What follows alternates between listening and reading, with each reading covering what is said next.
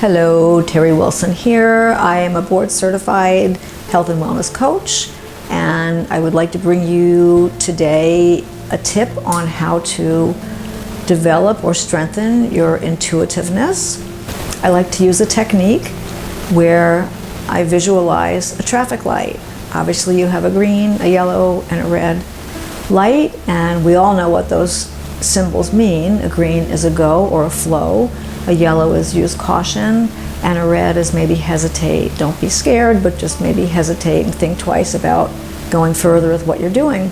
Because it's a very hard thing to teach somebody how to be intuitive. We are all very much controlled by our intellect and act out of that. So it's kind of a retraining. So what I would suggest is first just think about when you met somebody for the first time for a business lunch, bumped into somebody in a store, and you immediately had that, oh my gosh, I feel like I've known you my whole life moment. And we've all had them. You can log that in as a mental note that that was a green light.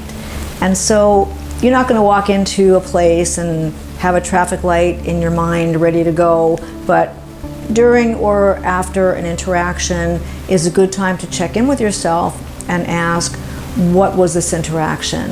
What intuitive sense did I get from this person or thing? And if you ask yourself, you will definitely get an answer.